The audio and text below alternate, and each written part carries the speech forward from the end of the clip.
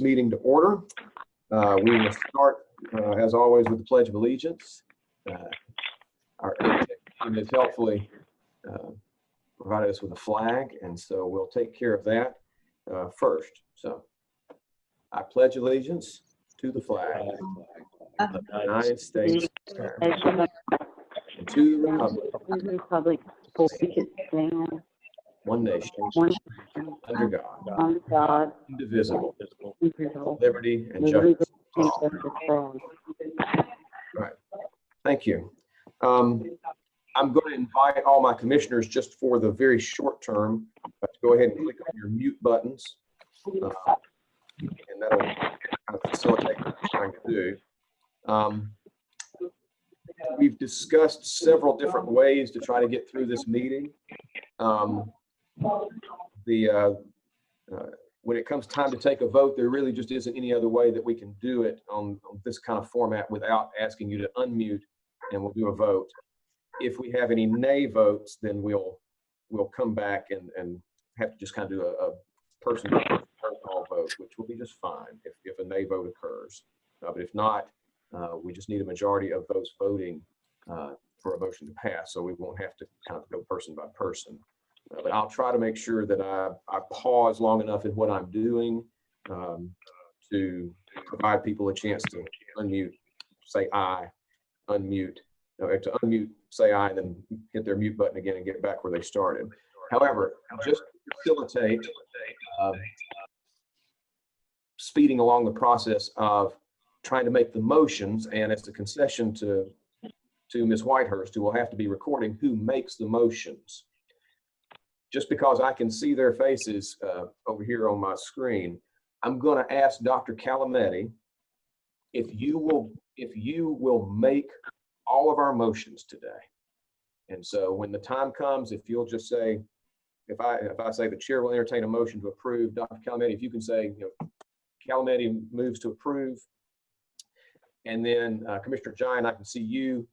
If you can just be the second on all those motions, that will make Ms. Whitehurst's job much, much easier because she'll know who makes the motion and who makes the second. She won't have to scroll through all the screens and try to determine who's making that, and then everybody won't have to jockey for position. We'll still take our time to ask questions if they're needed to be asked. We'll still do our voting the same way, but if we can just do that for making motions, I think it will facilitate moving things a little bit more quickly, a little more fluidly. Does that sound acceptable to everybody? That's good. Okay. That being said, Dr. Purcell, I guess we're ready to go ahead and take our roll call. Okay, Charles Sanders. Here. Charles Bunton. Here. Karen Calametti. Here. Norman Crow. Here. Miranda Frost. Here. Timothy Guyan. Here. Patricia McGriff. Here. Amy Price. Here. Larry Turner. Here. Stan Pilot. Here. Stan Nelson. Here. And Rod Scott. Here. We have a quorum. Outstanding. Outstanding. All right. First item is just the approval of the agenda. All of my commissioners have had an opportunity to see that. Do I have, Dr. Calametti, do I have a motion to approve the agenda? Motion to approve. And do I have a second? Okay, I have a motion and a second. Do we have any further questions or needs to address on the approval of the agenda? If so, commissioners, if you'll unmute. All in favor of approving the agenda, let it be known by saying aye. Aye. Aye. And all opposed by like sign. And the agenda is approved. Next, we have the consideration of the minutes of our meeting. You've had a chance to review those as well. Do I have a motion to approve the minutes as presented? Motion to approve. Second.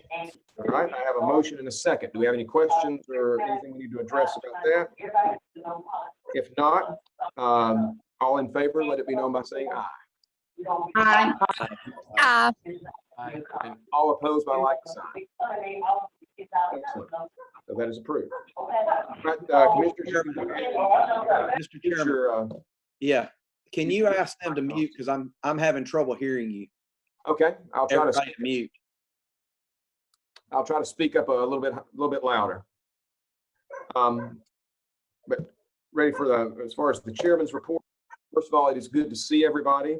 It is regrettable that we can't be together. I would certainly rather do this together than apart, but I'm also very appreciative of the governor's office making provision for us to do this remotely under these conditions. It certainly helps facilitate us getting the work done, but also facilitates not putting any of our commissioners or our staff at risk. And for that, I'm appreciative. I'm also appreciative to our tech staff at AIC for being able to put this together.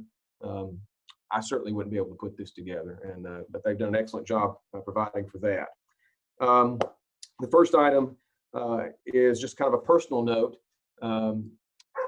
This year is the last year of service for Commissioners Calamity and Commissioner McGriff. They have served on this commission for about 9 years now. There are a lot of people that roll on to AIC. They have to roll off for various reasons, and that's fine. But it is rare in today's world for people to kind of stick a hand up and do the work of public service for 9 years. And we are exceptionally appreciative to them. On a personal note, I want to thank both of them for the friendship that I've had with them. Dr. Calamity has been a partner in crime for me down on the south end of this table since the time I rolled on to AIC several years ago. And I've gotten to know her, and I appreciate her encouragement and her friendship and her professionalism. I didn't get to know Commissioner McGriff at first because she was at the other end of the table. But then we both ended up being appointed to serve on an appeals process. So we got to basically be a de facto jury before an administrative law judge on an AIC decision that took a good bit of time over several weeks. And I got to know her much better then, and she has always been nothing but just warm and welcoming, and just both of these commissioners will be sorely missed. And so you can see on your screen some plaques that normally we would have a nice photo op and a round of applause. But just as chairman, I want both of these commissioners to know that we are very appreciative of their service, and they have everything to be proud of for the work that they've done for higher education in this state. And so thank you for that. Dr. Purcell, you have anything you need to add to that? Or I know you'll be sending them a note along with the thing. Yeah, I'll send y'all, my thoughts in private, but generally speaking, y'all were just outstanding, very cordial and very helpful, and of course, very much concerned about students and our institutions. I agree. Dr. Purcell also has a matter to address regarding our Director of Special Programs, Dr. Paul Moore, who is retiring. So Dr. Purcell, I'll turn it back to you for a second. Yes, we had Dr. Paul Moore retired after 30 years of service. He's really one of the leaders in the SRAB Minority Doctor Scholars Program, and we're actually first among all SRAB states with 143 scholars having earned their PhD. He did a lot of representing the agency for lots of groups, and he came to us already with a great career and having last prior to coming to AIC serve as president of Talladega College.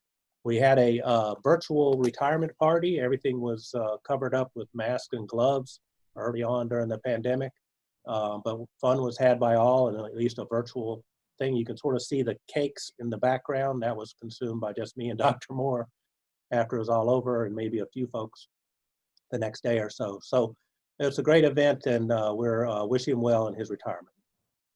That's great. Thank you. Thank you. The last thing I have as chairman, it is my job to appoint a nominating committee. My term as chairman will be coming up, and so we will need new officers this September. I am appointing a nominating committee to do that. It's an ad hoc committee, so it's not something that the commission has to vote on. I'm going to put Stan Pilot on that to chair that committee, and I'm going to ask Norman Crow and Rod Scott to round that committee out. You'll just kind of, you can talk on the phone and get together with Dr. Purcell and then present your recommendations at our next meeting. Other than that, that is all I have to present. I'll turn it over to Dr. Purcell for the Executive Director's report. Well, welcome everyone. We're glad that we have so many people that are interested in what AIC is doing.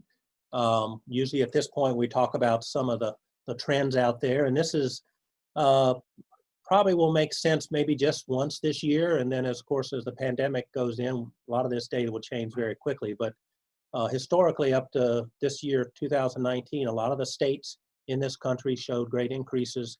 Overall, for the country, they're funded from state support about $8,000, and Alabama's about $1,000 off of that. And when you compare us to all the other states, we're sort of fairly far back there in the amount of direct funding that comes from the states to support our endeavors. The states that are in green are our fellow SREB states, so you can sort of feel in context about how we look. And our average, we basically get 86 cents for every dollar nationally that is provided to higher ed institutions on the public university and public community college side.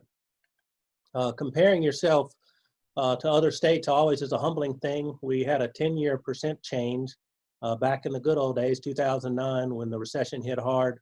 13% drop since then, so our institutions have had to respond in different ways, but really not as bad as some of the other states. And what you'll see is places like Delaware, Louisiana, Mississippi, and Oklahoma had 20%, 30% cuts since then, and certainly their operations are changing a good bit.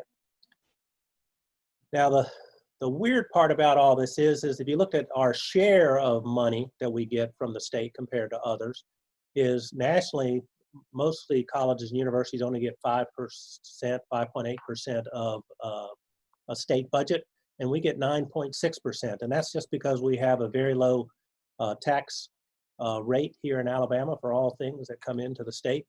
So we're actually much more supported proportionally by the state support. And that makes it harder sometimes to have conversations with legislators about providing additional money to us because they're saying we've already given you 10%. So that is a concern. The way we've sort of made this up in this state is tuition. And this is a chart of tuition revenue. And shocker of all shocks, you'll see that Alabama actually is twice as high in the tuition revenue that it receives. So we're basically charging twice as much to our students, sort of address some of the fact that we're not heavily funded by the state.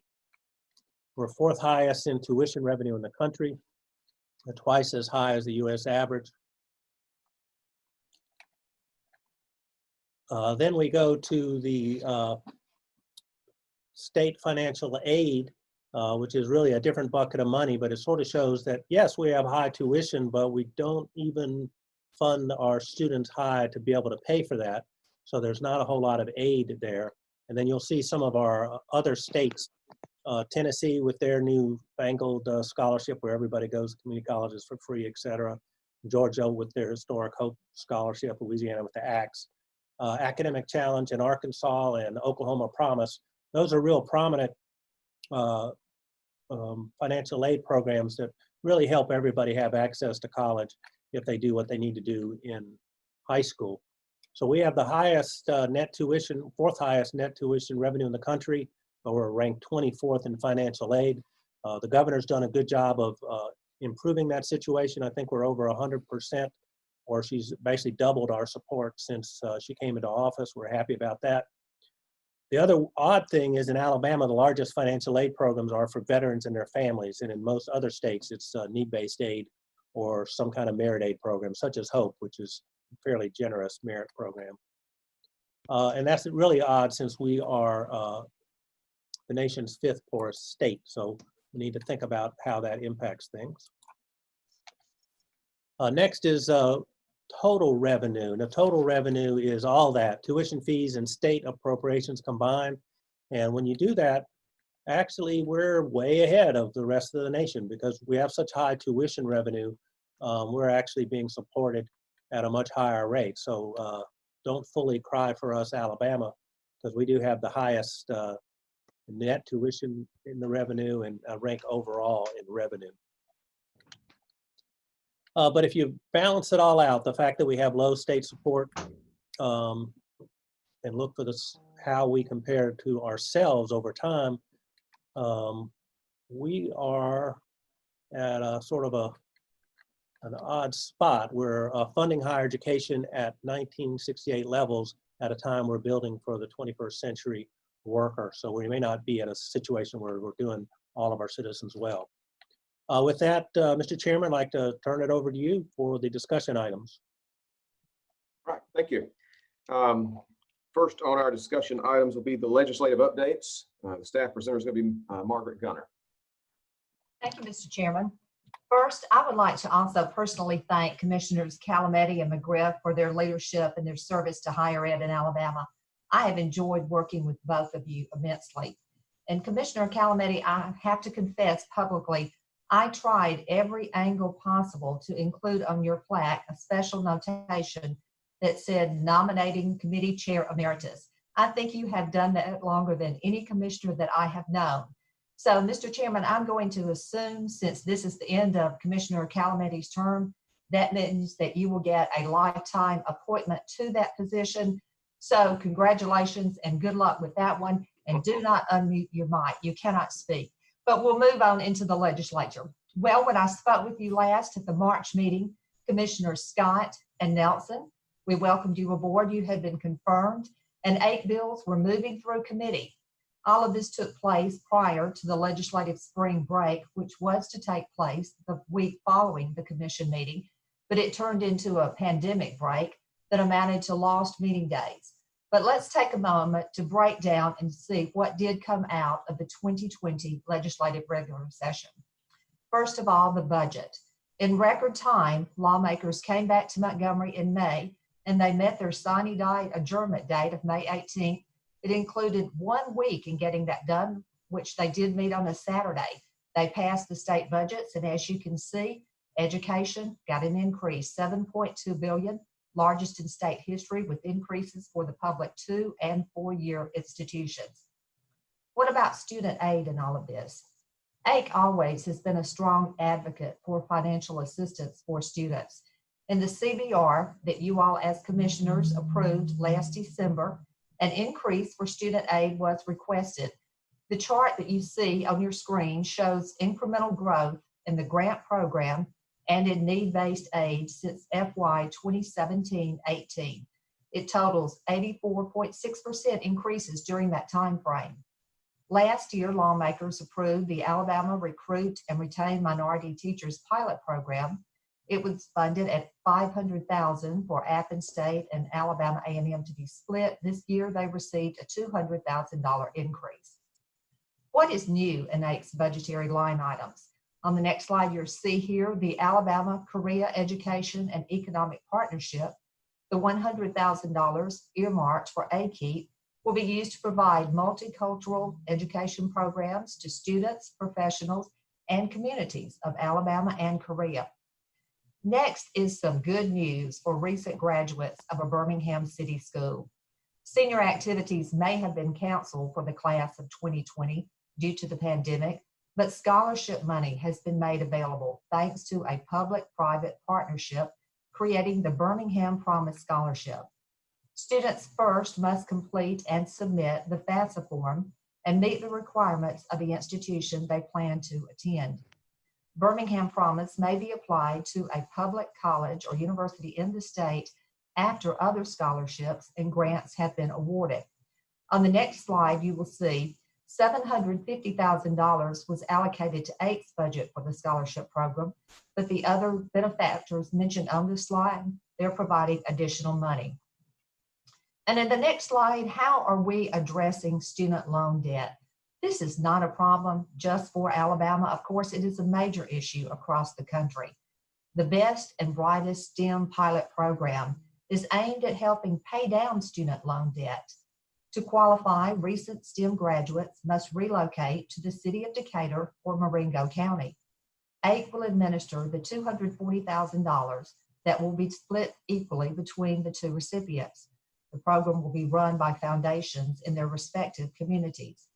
This is the second opportunity, I might add, to help STEM graduates who have debt along with degree If you recall, 2 years ago, AIC sponsored legislation aimed at helping pay down student debt for math and science teachers in high schools across Alabama.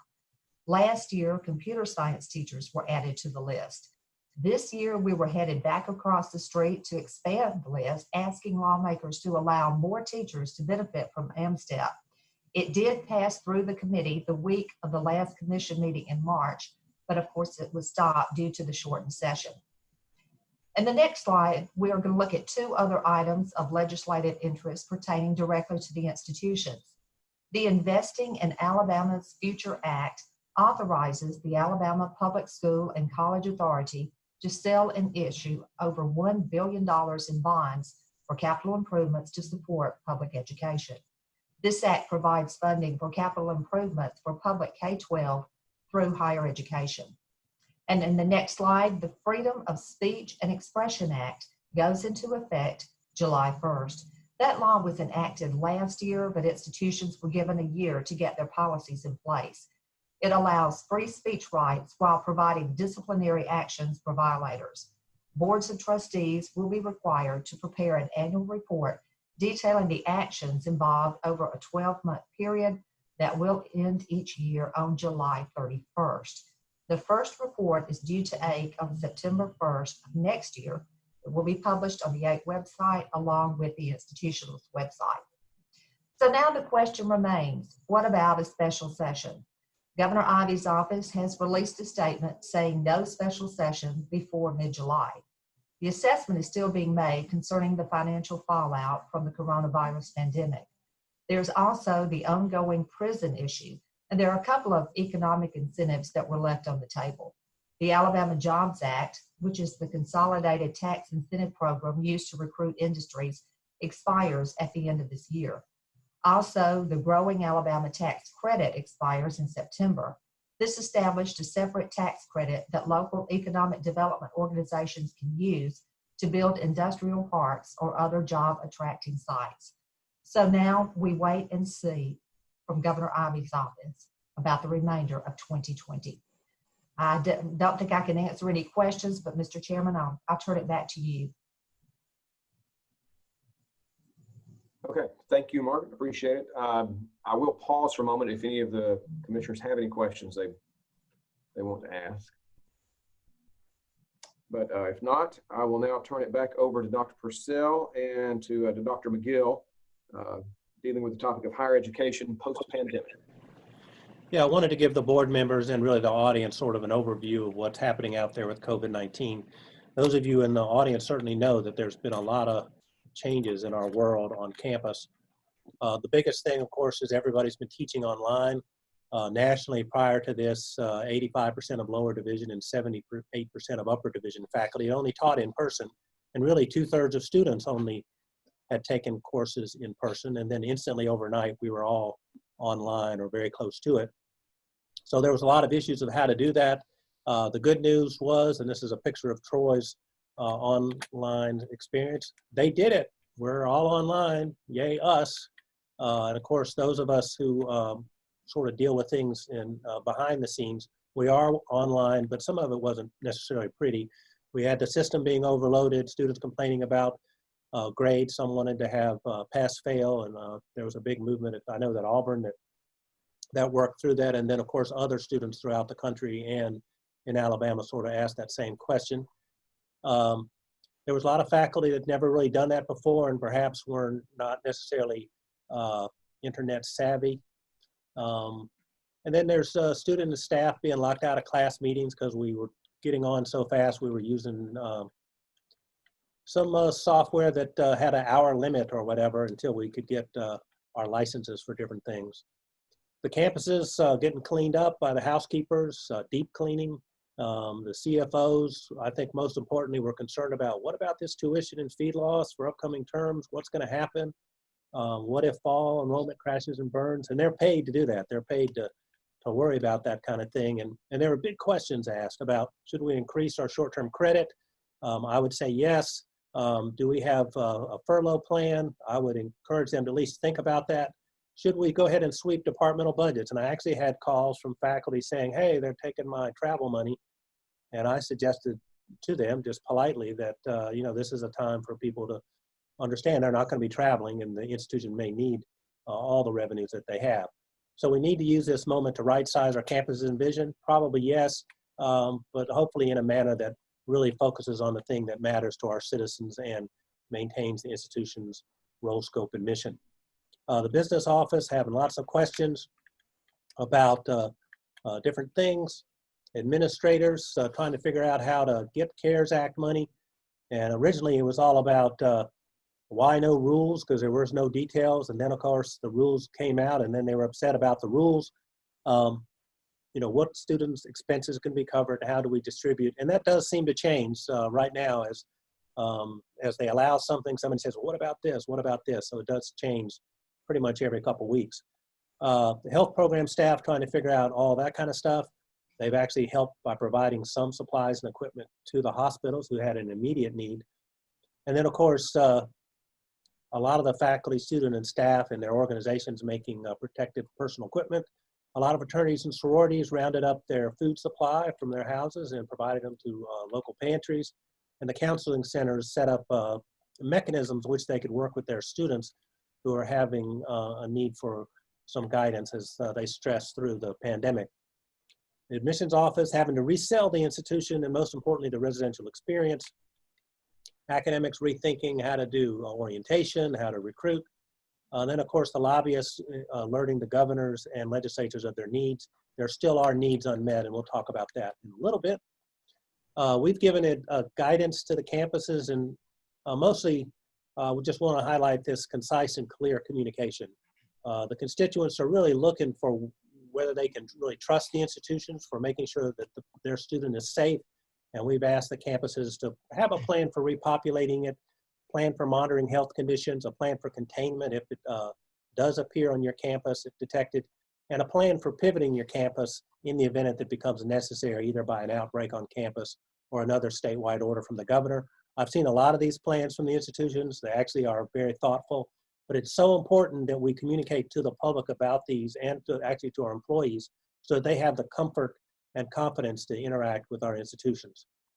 So I've encouraged all of them to have some idea of what those plans are on their webpage. Now the president's offices have been stressing out. Most of them did not leave their campus office or are actually very engaged in this.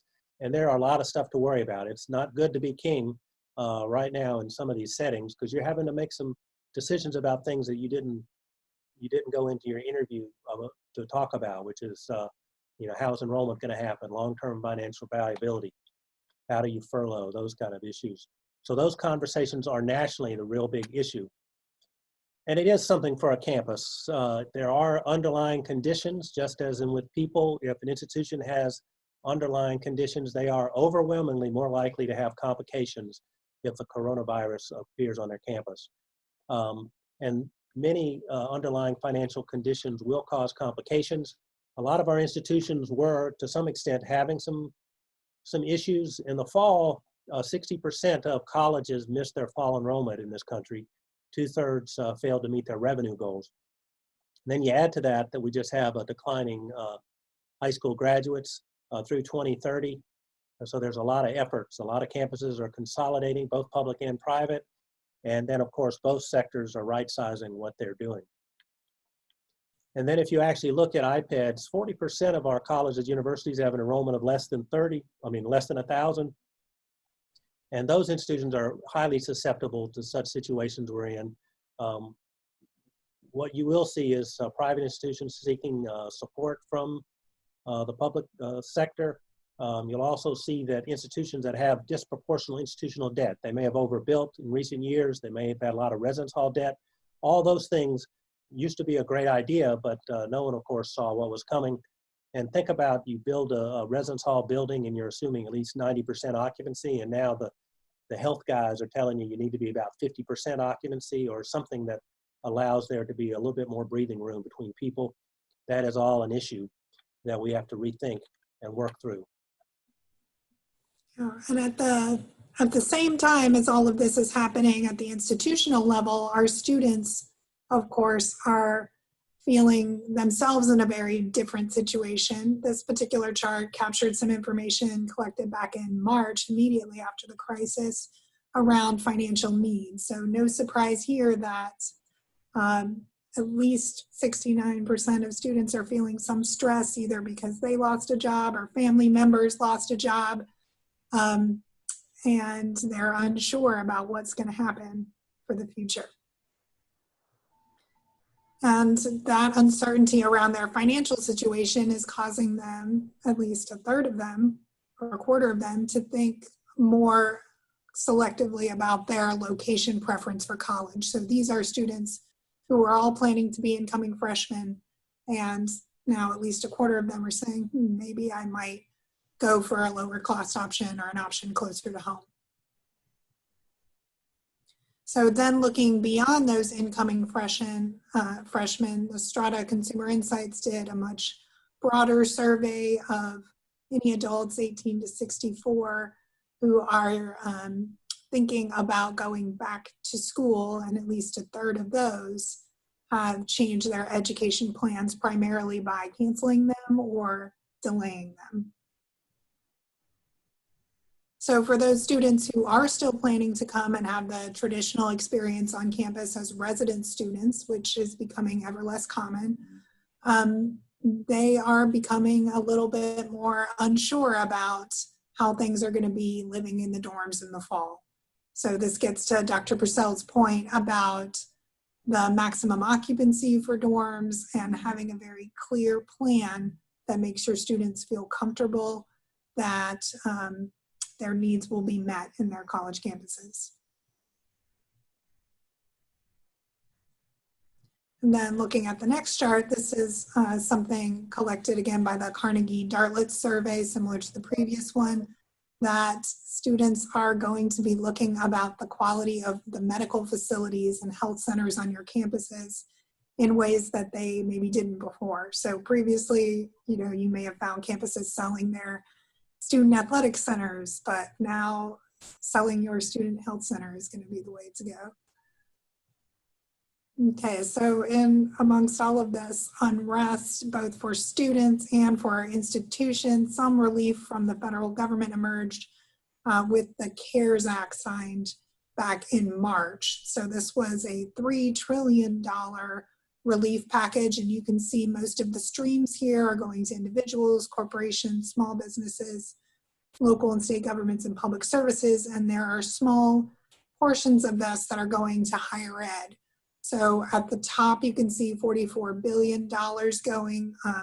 This is to students in deferred student loan payments and interest. So those payments that would be due were not being collected. So there were a pause on that. So not necessarily money in their pockets, but not money leaving their pockets. And then down below, there's the $14 billion for higher education, which we can see is a very small percentage of the overall bill. And that is what our institutions have been receiving to distribute to their students and also help with campus operations. We've done kind of an amalgamation of how this will look in Alabama. So as you can see from this, our four-year public institutions, so 14 of those institutions are receiving over 50% of the total $274.75 million that is coming to Alabama. Half is split between students and institutions, with additional funds that are going to our HBCUs and minority serving institutions. Those were separate provisions in that higher education relief fund. About half as much is going to our two-year public institutions, smaller portions going to private and for-profit institutions. But among all of this changing situation and of course the federal relief being small, then we find there's a lot of dire projections coming out in the media about the future of higher education.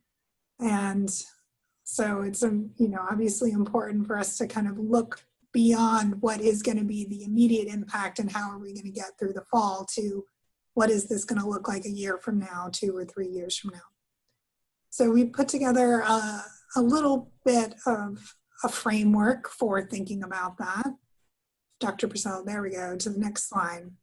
So in looking at those projections, we saw that there were really much different trends based on the selectivity of institutions. So selective being you admit a lower portion of the students who applied to your institution, and less selective being more open, you admit more of the students who apply to your institution. And that also there were differences by how innovative the institution was in terms of its delivery model and also the content. And we created these four, quadrants, which we'll discuss. So in terms of innovation, I mentioned delivery models, and there are definitely further information here I'd recommend in this white paper on the learner revolution. Changes to instructional content around incorporating more of those new digital skills in this study here from Burning Glass. So when we look at those four quadrants, considering that definition of innovative, we've got this kind of cutting edge set of institutions. And I should mention here, we didn't select any institutions from Alabama just because we wanted to, remain as disinterested as possible here. But these institutions, including our close neighbor, Georgia Tech here, definitely have reputations for being highly selective and also for being very innovative, often STEM driven, at the leading edge of curriculum. And they are likely to see not very much impact because their enrollments will remain high, and they can always make their admissions less selective if they need to make their enrollment numbers. Similar with prestige institutions, so these remain very selective, very well known in terms of their brand, but they may be less innovative in terms of their delivery or curriculum, although certainly some of those institutions would probably beg to differ, the ones we've chosen here, but they can always make their admissions slightly less selective and still make their numbers. So they are probably not, and many of these have very large endowments as well, I should mention. So they are probably not going to be the ones who we see affected dramatically. But by contrast, institutions we've termed at risk are those with the underlying financial conditions that Dr. Purcell mentioned before. So they may have more open admissions, and some of the ones that we've selected here are state institutions. So you can see Linden and Johnson, they merged recently to form Northern Vermont University. Vermont has come out recently and said it might even be interested in closing that institution. Mount Ida was a small liberal arts college in Massachusetts that was subsumed within the University of Massachusetts system. The University of Alaska has had some well-publicized budget cuts at the state level. And these institutions are feeling strong competition, both from community colleges, because institutions may prefer those colleges because of the costs that are involved, and their local nature may not necessarily want the residential experience. And then they're also, this risk of institutions is certainly feeling competition from our fourth category, which are the pioneering institutions, those that are both innovative and less selective. So we picked here Georgia State nearby because it has a very innovative student services model that uses predictive analytics to help support students. And of course, they've got an urban setting that allows them to do a lot of work-based learning. Western Governors does exclusively online delivery, and they felt virtually no impact in their class delivery during the crisis because everybody was already in that setting. We also picked here Amazon Web Services as an example of how corporations are now getting into the credentialing landscape and offering skills, competency-based credentials that are competing in some cases with our traditional higher education degrees and also certificates that are offered by higher education. So our institutions, or those at-risk institutions, may be likely to continue to lose market share to these kinds of pioneering institutions. Okay, so then in another survey by the Strata Consumer Insights, they asked those individuals who are going to be looking for jobs in the near future because they were affected by the COVID in terms of furloughs and also layoffs.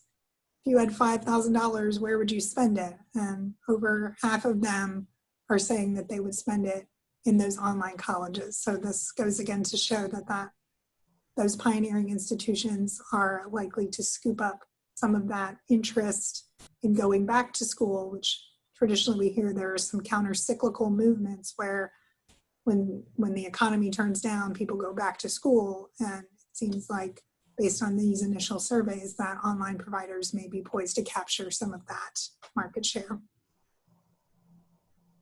Okay, so at least based on, again, the Strata survey, 1/3 of individuals say that they, would need to get additional education to keep their same job. So that again goes to the portion of individuals who might be getting back into education and training during this economic downturn. So all of this means for those at-risk institutions that it's time to think about pivoting to ways that their institution can become more nimble and resilient. So we just saw how market share is going to be gained by those institutions who are online and do it well. And so broadening and improving the quality of distance learning and instruction. We have many institutions who are already doing this very well in our state. And so hopefully that trend will continue to expand. Also helping our faculty and frankly, student services advisors manage more students. And there are models out there that can encourage that without hopefully putting our shared governance under strain. Obviously, shared governance with faculty is an important part of our higher education quality system that we'll need to consider.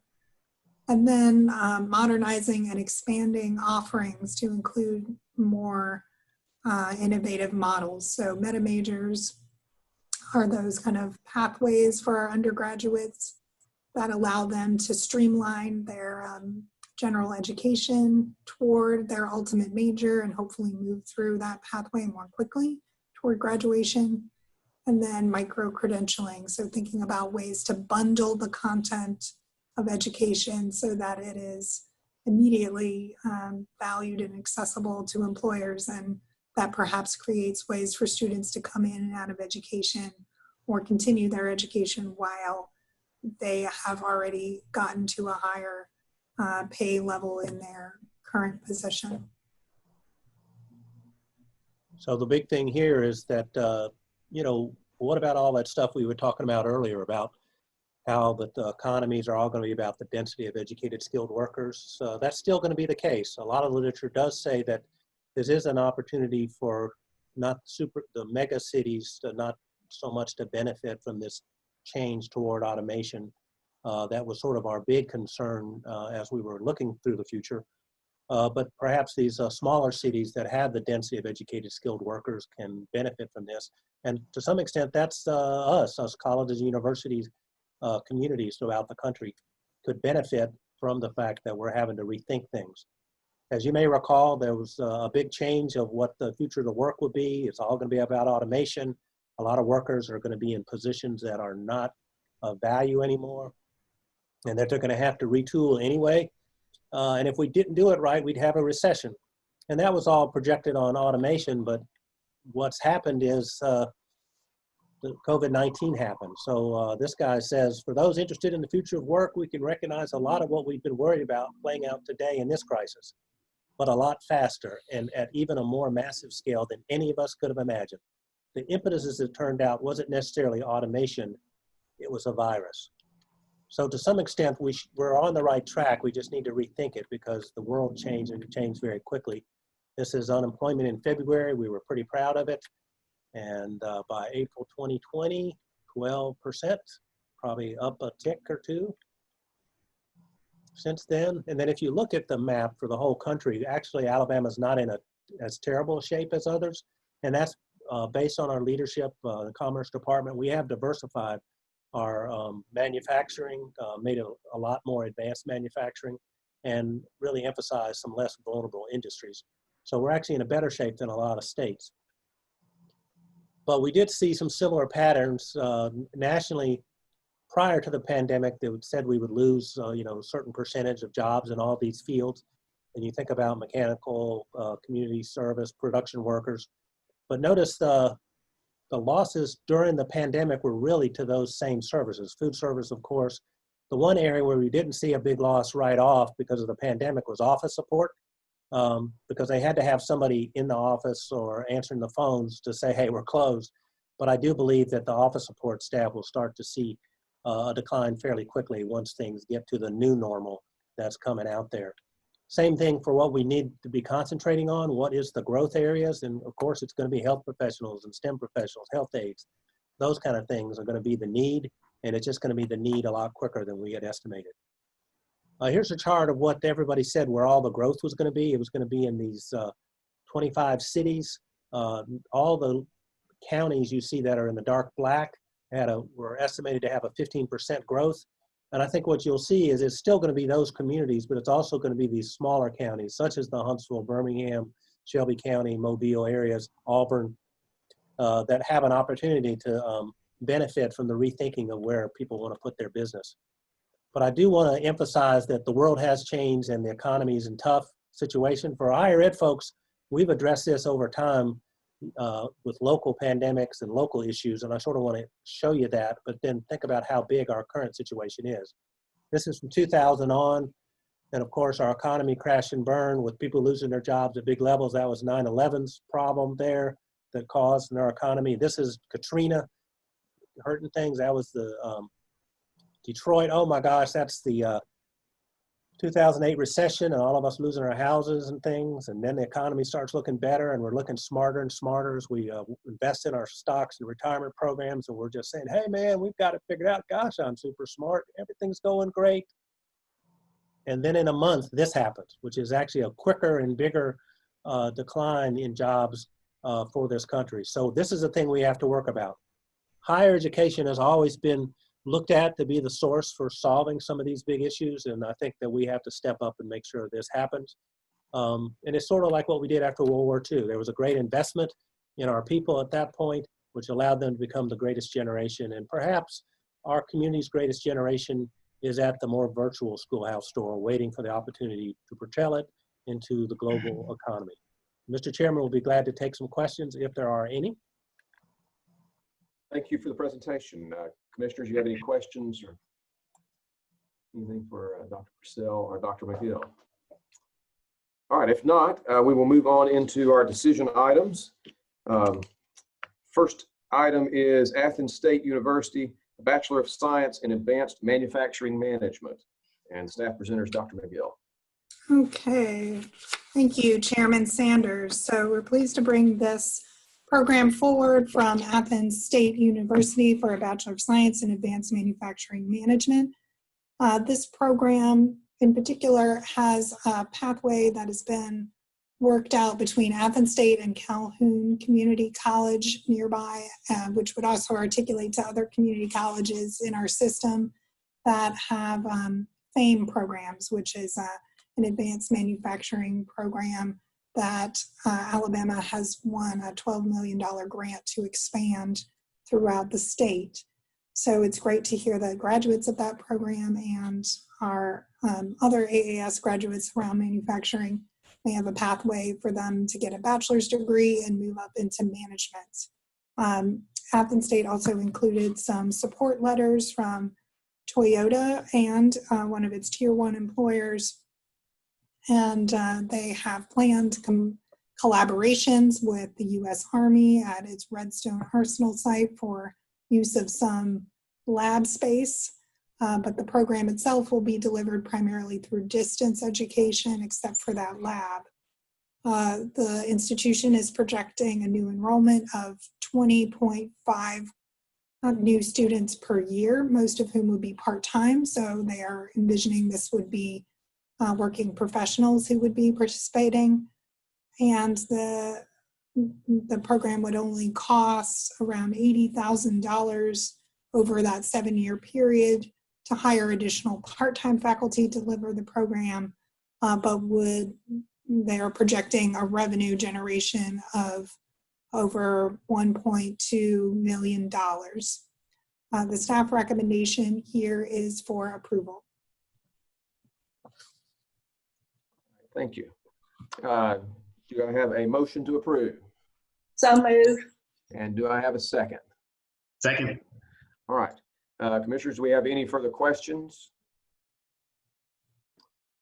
If not, all in favor, let it be known by saying aye. Aye.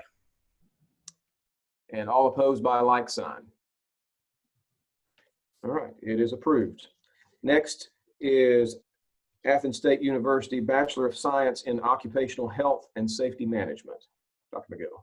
Thank you. So this proposal, also from Athens State at the bachelor's level, did receive further support from local employers, especially in the manufacturing industry, who are looking to expand their health and safety professionals. The degree primarily focuses on policy making and also identifying risk management, and combines well with some existing offerings at Athens State. The university is projecting a new enrollment of 13.5 students per year, again, mostly part-time students. So these would be professionals looking to upskill. The cost of this program is higher at $674,000 with some new faculty, primarily with public health training in occupational health and safety. And the revenue generated would be near $1 million per year.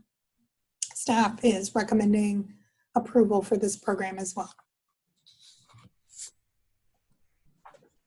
Thank you very much. Do I have a motion to approve? Motion to approve. And do I have a second? Second. All right, commissioners, any further questions, Dr. McGill, on this program? If not, all in favor, let it be known by saying aye. Aye. And all opposed by like sign. All right, and that is approved. Next, we have Auburn University, a Master of Science in Hospitality Management.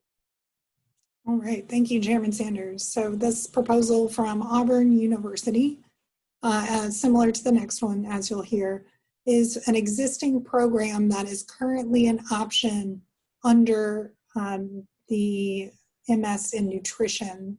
So there is already degrees in nutrition that have, in this case, hospitality management at the master's level as one option. So this proposal would separate that option out into its own standalone degree. Auburn is projecting that as a standalone degree, they will maintain the same enrollment levels and not require any additional cost to support the program. So one can sort of understand this almost as a nomenclature change. The current enrollments for the program will remain stable at 6 students per year. And there are thesis and non-thesis tracks. I also do want to call your attention to the additional post-implementation condition for this program, which is that the previous iteration, the MS in nutrition, needs to maintain its viability along with the new program being able to make its viability. So we don't want the separation of the programs to have a detrimental effect on the existing program. And Auburn has assured us that they will be able to maintain viability for both. So staff is recommending approval. All right, thank you. Do I have a motion to approve? Motion to approve. And do I have a second? Second. All right. Commissioners, we have any further questions for Dr. McGill on this program? If not, all in favor, let it be known by saying aye. Aye. And all opposed by like sign. All right, the program is approved. Next is the corresponding Doctor of Philosophy and Hospitality Management at Auburn University. Yes, and as I mentioned, this program too is an existing option, in this case under the PhD in nutrition. So this would be a standalone program. Like before, this will not require any new expenses or generate new revenue beyond what the current option generates. And Auburn is expecting to maintain an enrollment of 3.5 new students per year. Of course, the viability for graduates is 2.25 per year, and the existing option has been able to produce that to date. So as with the previous one, AIC did add an additional post-implementation condition to maintain viability in the PhD in nutrition as it currently exists without the option for hospitality management underneath it. And Auburn has pledged that both programs will meet viability standards. Staff is recommending approval. All right, thank you. Do I have a motion to approve? Motion to approve. And a second. Second. All right, any further questions, comments on this program? If not, let it be known by, all in favor, let it be known by saying aye. Aye. And all opposed by like sign. And it is approved. Next, Auburn University Master of Science in Child Life. Dr. McGill. All right, thank you, Chairman Sanders. So this program as a Master's of Science in Child Life is expected to enroll 9 students per year. They are requiring 3.75 graduates per year for the master's level. And several responses from other higher education institutions to this program indicated that they felt it would be a strong addition and a much needed addition to the curricular offerings here in Alabama. Auburn is projecting a cost to deliver this new program of $440,000, which would be an additional full-time faculty line, with revenue produced of nearing $800,000. Auburn already offers coursework at the master's level and also at the undergraduate level in child life under its Department of Human Services. And that existing coursework suggests there will be strong demand for this program. The outcome for graduates will be they can sit for certification as a child life specialist and then work in a number of settings that you can see there on your slide. Staff is recommending approval for this program as well. All right, thank you. Do I have a motion to approve? Motion to approve. And do I have a second? Second. All right, any further questions or comments on this program? If not, all in favor, let it be known by saying aye. Aye. And all opposed by like sign. And the program is approved. Next, we have Jacksonville State University, a Master of Science in Geographic Information Science and Technology. All right, thank you, Chairman Sanders. So this program offered by Jacksonville State University will be a new program that would expand on existing graduate level coursework in Geographic Information Science, or GIS. That coursework is currently developed and serves students primarily in other STEM departments such as biology and chemistry. And so given the popularity of that coursework and also its alignment with other programs, not just in STEM, but also in public administration and other business fields, that Jacksonville State wants to produce this as its own standalone program and continue to serve those programs it partners with. There is currently lab facility at Jacksonville State that would be able to support the program with some additional equipment needed, drones and the sort of things. That lab is manned by 3 graduate assistants currently, and those graduate assistants would come over to this new program with no additional funds. That would be reallocation. And then 1 additional graduate assistant would be supported through the program as well. So the cost of this new program is projected at around $1 million, which is primarily around faculty, additional faculty members, and also additional equipment that's needed for delivery. And it would generate a revenue of $1.7 million. There are existing programs that are comparable at Auburn University of Montgomery, MS in GIS, and at University of North Alabama, an MS in geospatial science. Staff is recommending approval for this program. Thank you, Dr. McGill. Do I have a motion to approve? So move. And do I have a second? Second. All right. Any further questions or comments in relation to this program? If not, all in favor, let it be known by saying aye. Aye. And all opposed by a like sign. And the program is approved.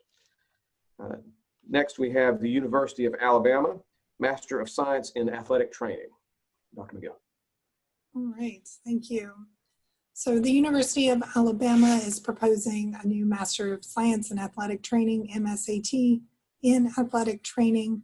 The nomenclature indicates that this is the degree that will lead to certification as an athletic training professional through the accreditation agency for that particular field. The current recommendations by the accrediting entity only recommend that the professional certificate or professional level of education go through the undergraduate baccalaureate level, which is what the University of Alabama currently delivers as its BSAT for the certification examination. So new recommendations from those accreditors are necessitating that Alabama move its program and adjust it to the graduate level as an MSAT. So the University of Alabama is planning to sunset its BSAT program and admit students exclusively into the MSAT program beginning in fall 2022. So they are not projecting new enrollments or new graduates above the existing level, since it's basically a similar, it will be a similar program that will attract similar students and produce the same results, but at this time with thesis and graduate level coursework. There's also a non-thesis option. The new enrollments are expected to be around, based on current, 24 students a year with 17 graduates per year produced. And staff is recommending approval here as well. Thank you. Do I have a motion to approve? Motion to approve. And do I have a second? Second. All right, during a motion and a second, any further questions, comments in regards to this program? If not, all in favor, let it be known by saying aye. Aye. All opposed by like sign. Okay, and the program is approved. Next, we have the University of Alabama at Birmingham, a Master of Arts in Interdisciplinary Graduate Studies. Yeah, and I should start out by saying that this program and the one that we will discuss immediately afterward, the Master of Science in Interdisciplinary Graduate Studies, are very similar. You will have noticed that the staff recommendations for both have much of the same language. So they are constructed in the same way. And so I'll give most of the information around this one and then a much shorter presentation regarding the second degree. So for this one, the University of Alabama, Birmingham is proposing a Master of Arts in Interdisciplinary Graduate Studies. This is a particularly unique construction. So it is made up of 2 existing graduate level certificates. So those certificates all come through their own internal graduate council process, are approved by their board of trustees at the UA system, then come to AIC as non-degree certificates at the graduate level with information. I think all of these that are eligible to be stacked into this credential have at least 12 credits in them. And so by stacking 2 of them, then you get to at least 24 credits. And the institution is proposing a capstone course that will bring together those two distinct areas of study, along with potentially an additional elective.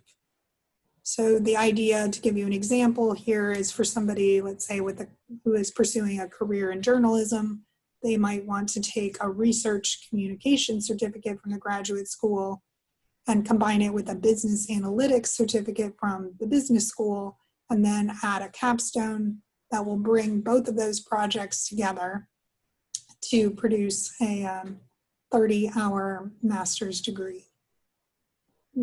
UAB has set in place several quality assurance procedures here. So one is the Interdisciplinary Graduate Studies Program Committee, made up of the dean and other program staff, who will review any certificates that are eligible to participate in the program, along with any proposed combinations of those certificates to ensure that they meet a standard of coherence and rigor that is required.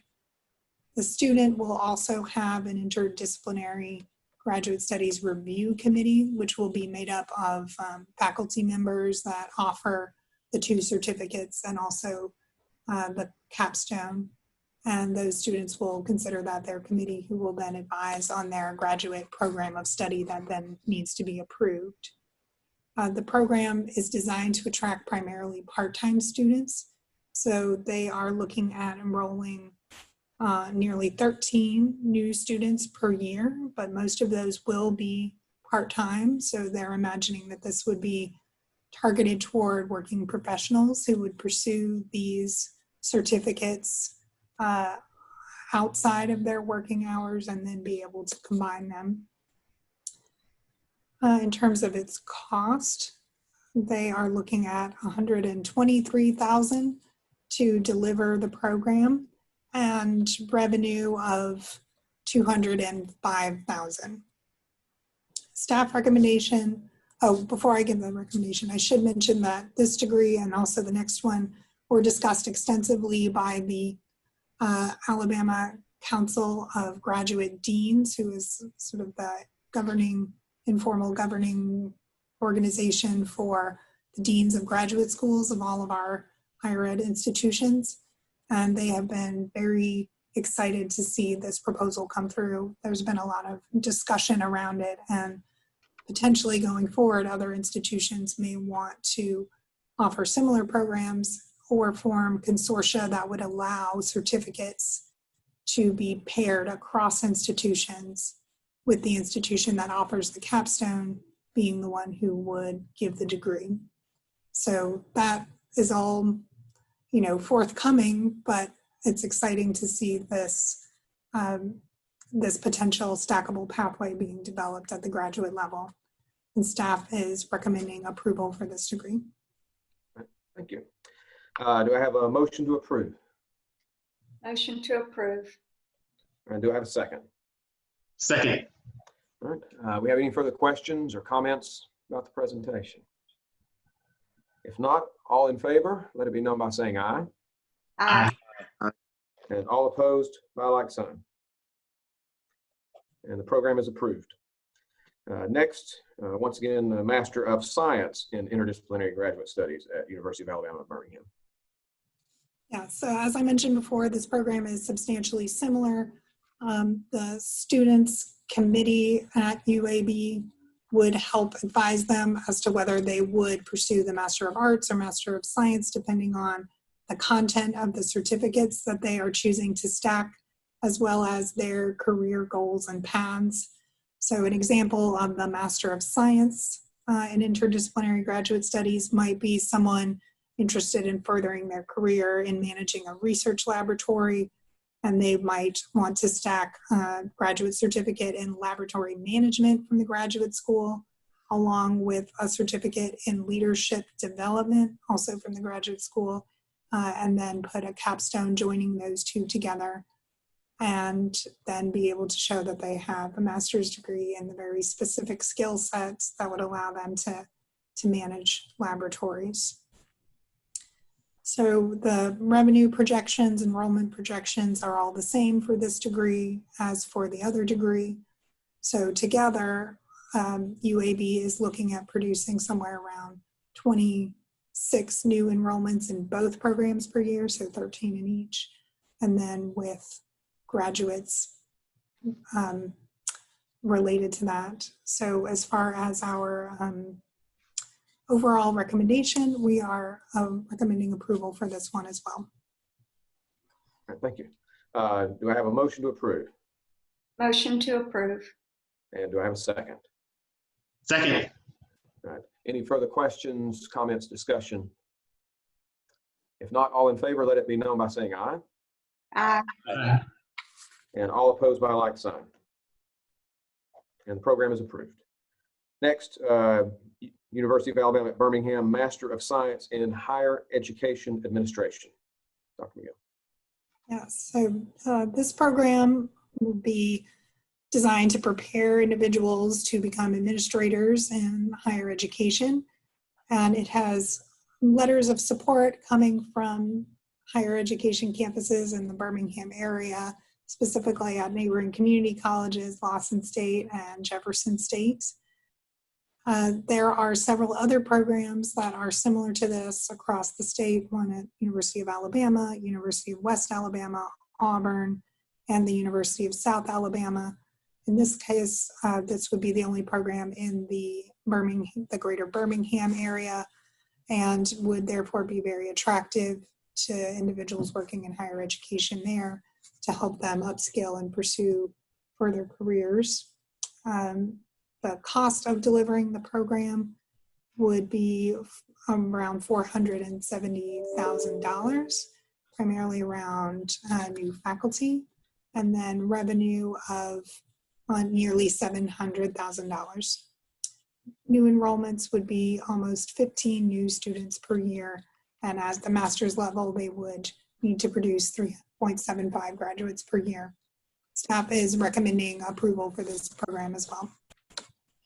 All right, thank you. Do I have a motion to approve? Motion to approve. And do I have a second? Second. All right, that being a motion and a second, any further discussion, questions, or issues regarding this program? If not, all in favor, let it be known by saying aye. Aye. All opposed by like sign? All right, and the program is approved. Next, University of Alabama at Birmingham, Doctor of Philosophy in Neuroengineering. Dr. McGill. All right, thank you, Chairman Sanders. So the University of Alabama at Birmingham currently offers a PhD in biomedical engineering, which is the closest related course offering to this in the state.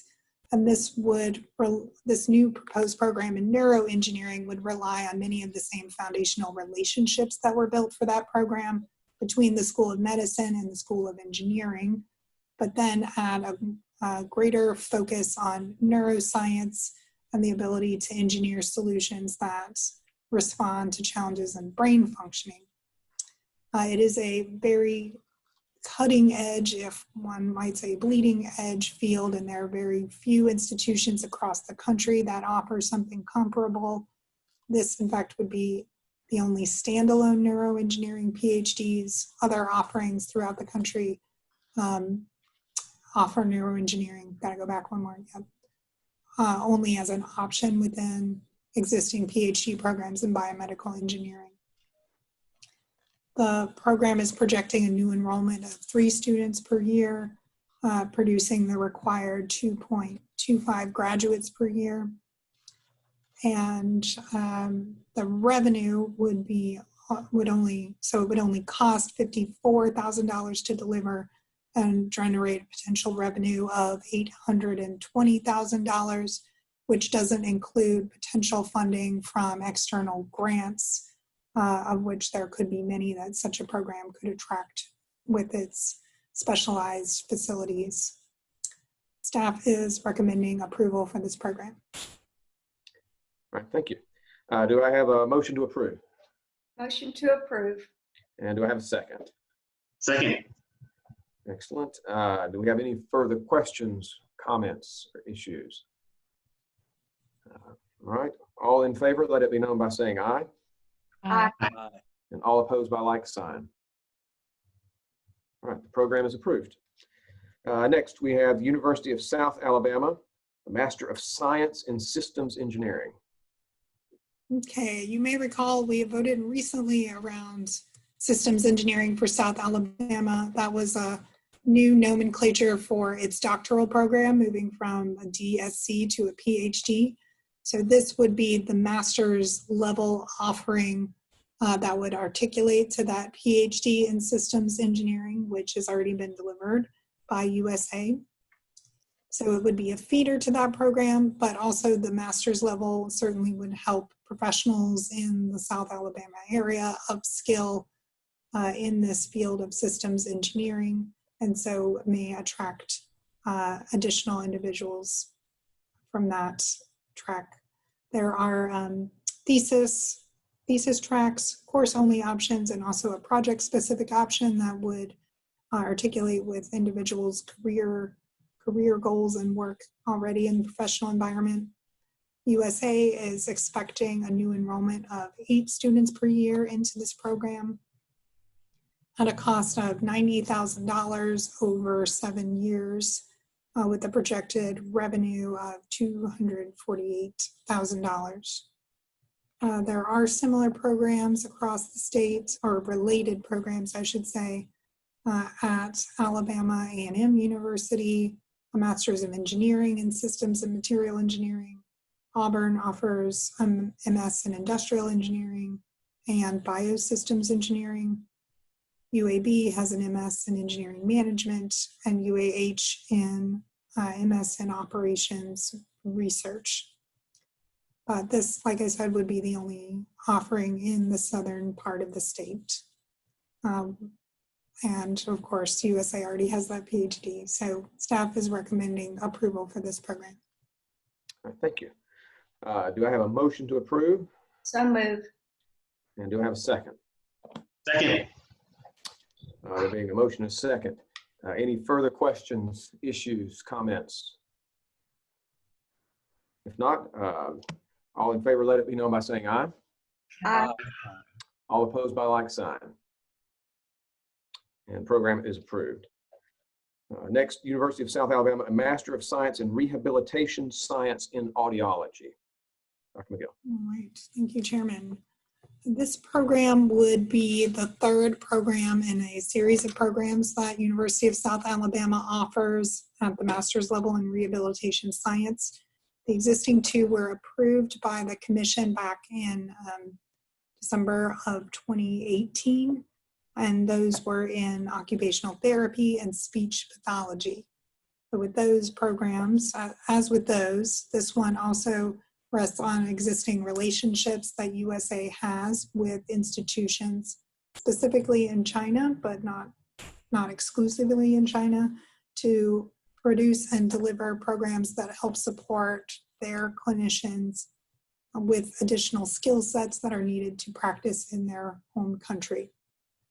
So the program itself would primarily enroll clinicians from China who would come to study at the University of South Alabama and then return to China.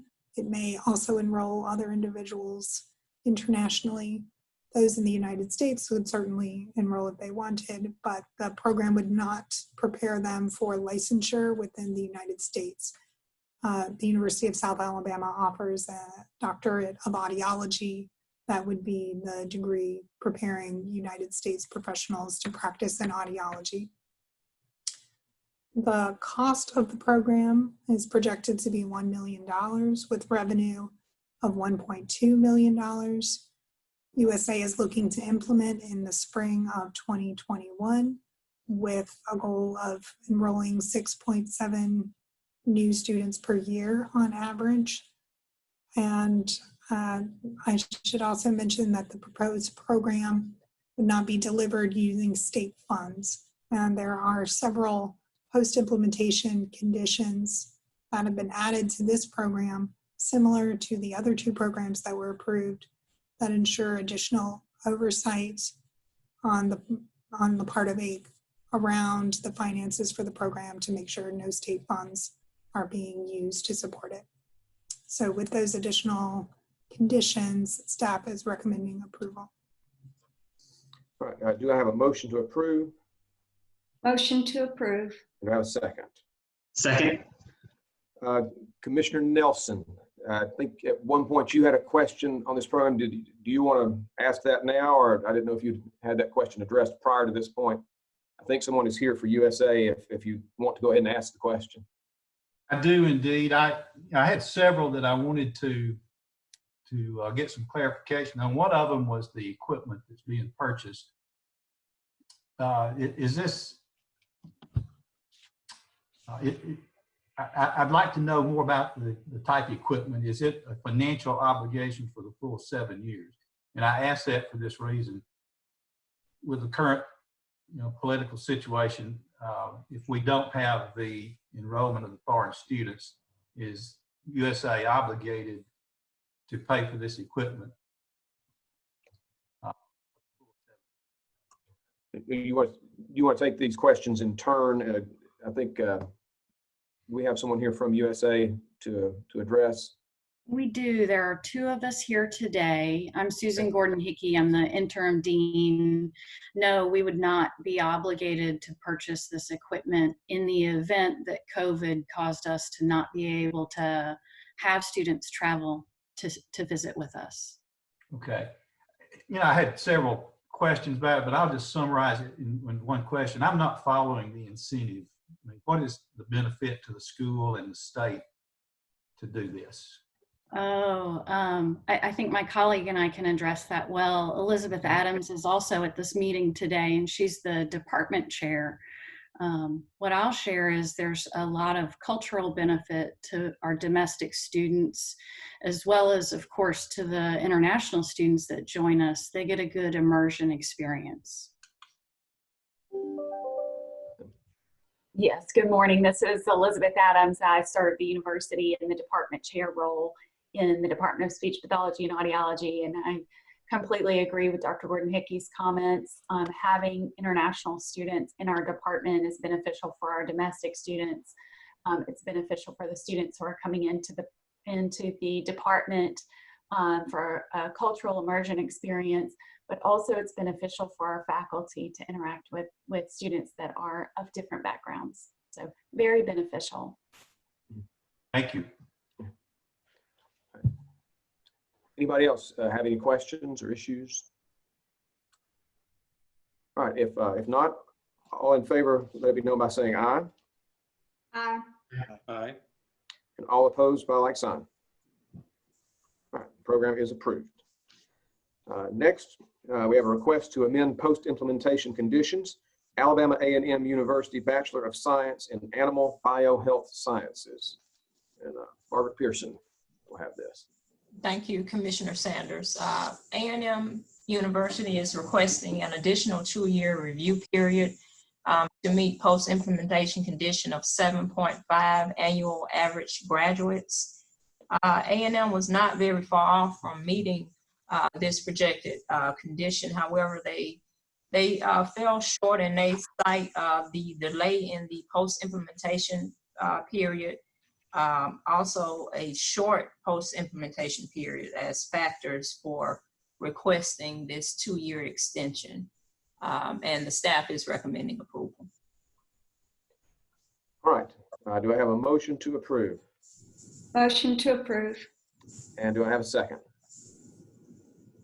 Second. All right. Any further questions or issues to raise with Margaret? All right, all in favor, let it be known by saying aye. Aye. Aye. And all opposed by like sign. All right, it is approved. Next, we have our informational items, which we have traditionally just taken up as a group. So do I have a motion that these be accepted all together at one time? Motion to accept as a whole. And do I have a second? Second. Any questions or issues to raise on the information items? If not, all in favor, let it be known by saying aye. Aye. And all opposed by like sign. All right, and they are accepted and approved. Thank you, ladies and gentlemen. That concludes our agenda. Once again, Commissioners Calametti, Commissioners McGriff, thank you for your service.